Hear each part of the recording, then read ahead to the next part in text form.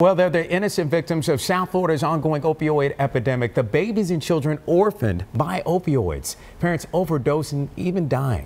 As NBC6 investigator Dan Krauth found out, the state's removing kids from addicted parents in record numbers.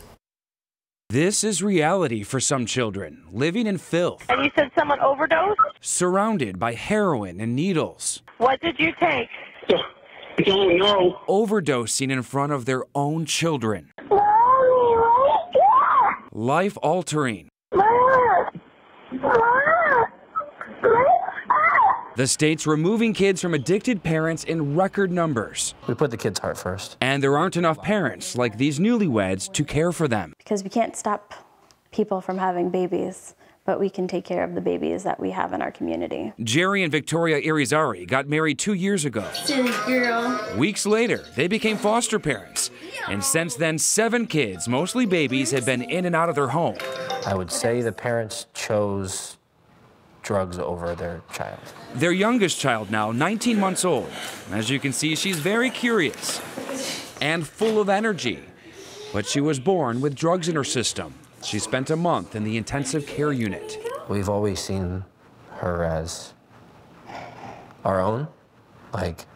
We tend to forget about the first 3 months of her life because from the moment she walked in the door, it was immediate love. They now worry about long-term complications. And so does Walter Hahnemann, who handles hundreds of cases like hers a year. It's an endless chain, a chain of misery and tears, and often the outcomes are not that good.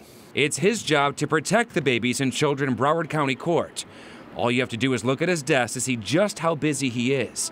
Each file represents a different child. He has double the amount of files than 3 years ago. You get to know the kids.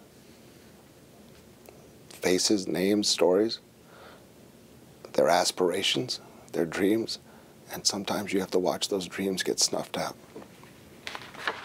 It's Larry Ryan's job to try to avoid that by finding some of them a place to live. Right now, we have more children between birth and 5 in shelter and group care than we've ever had.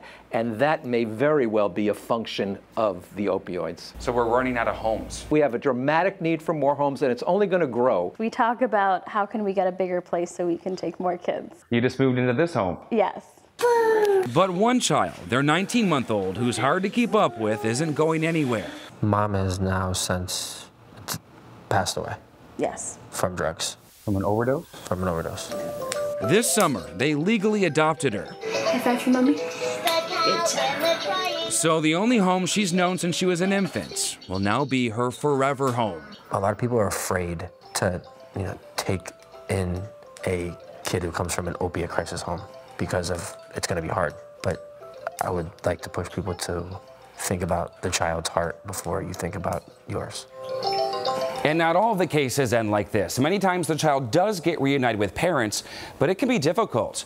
We'll introduce you to a family tomorrow who fought addiction for years and finally got their daughter back. Dan Krauth, NBC6 News.